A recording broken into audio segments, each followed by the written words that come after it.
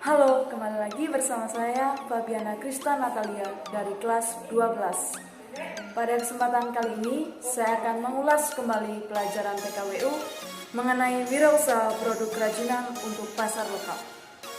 Ada 5 hal yang harus kita ketahui. Yang pertama, perencanaan usaha kerajinan untuk pasar lokal. Kedua, perancangan dan produksi kerajinan untuk pasar lokal. Ketiga, penghitungan harga jual produk kerajinan untuk pasar lokal. Keempat, media promosi produk kerajinan untuk pasar lokal. Dan kelima, penjualan sistem konsinyasi untuk pasar lokal. Nah, teman-teman, saya akan membahasnya dalam video saya kali ini. Mohon disimak ya. A. Perencanaan usaha kerajinan untuk pasar lokal. Pasar dibedakan menjadi dua, yaitu pasar lokal dan pasar nasional. Pembagian pasar disebut dengan segmentasi pasar.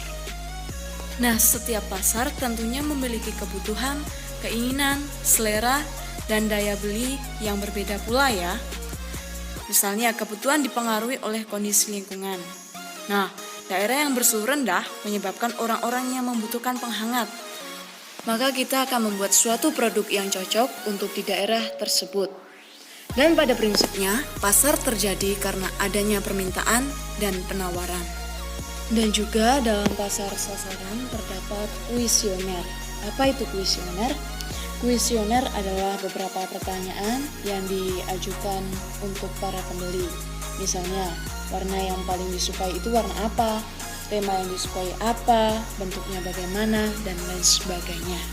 Kuesioner ini bertujuan supaya produk yang kita hasilkan dapat terjual cepat oleh para pembeli dan sesuai dengan apa yang diminta oleh para pembeli.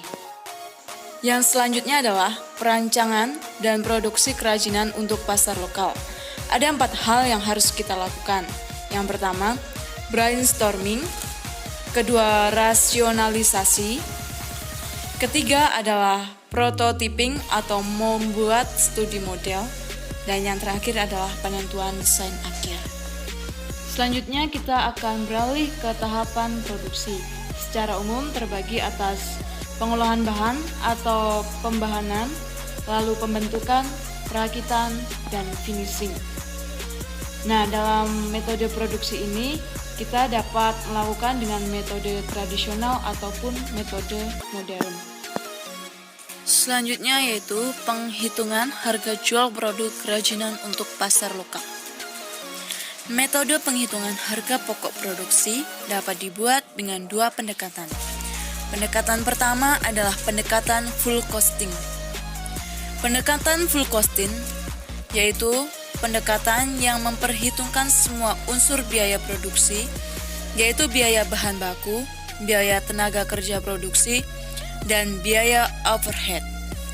Sedangkan yang kedua adalah pendekatan variable costing. Pendekatan variable costing yakni pendekatan yang memisahkan penghitungan biaya produksi dan dengan biaya tetap. Selain metode penghitungan harga pokok produksi, ada pula metode penetapan yang dilakukan dengan 3 pendekatan. Yang pertama, pendekatan permintaan dan penawaran. Kedua, pendekatan biaya. Dan ketiga, pendekatan pasar. Selanjutnya adalah media promosi produk kerajinan untuk pasar lokal. Adapun tujuan dari promosi yaitu mengenalkan suatu produk kepada para pembeli dan mengajak para pembeli untuk membeli produknya. Nah, media promosi ini dikelompokkan menjadi 2 teman-teman. Yang pertama adalah promosi above the line, yang artinya adalah promosi melalui iklan, seperti iklan di media cetak, iklan di radio, dan iklan di poster, serta lain-lain. Yang kedua adalah promosi below the line. Adalah promosi melalui kegiatan promosinya. Contohnya, mengadakan peragaan busana, untuk mempromosikan produk-produk fashion atau menyelenggarakan lomba kreativitas untuk mempromosikan produk alat gambar. Yang terakhir adalah penjualan sistem konsinyasi produk kerajinan untuk pasar lokal. Penjualan dengan sistem konsinyasi adalah penjualan dengan cara menitipkan produk kepada pihak lain untuk dijualkan dengan harga jual dan persyaratan sesuai dengan perjanjian antara pemilik produk dan penjual. Nah, teman-teman, hanya itu yang bisa saya ulas kembali pada hari ini. Semoga dapat bermanfaat ya. Sekian dan terima kasih.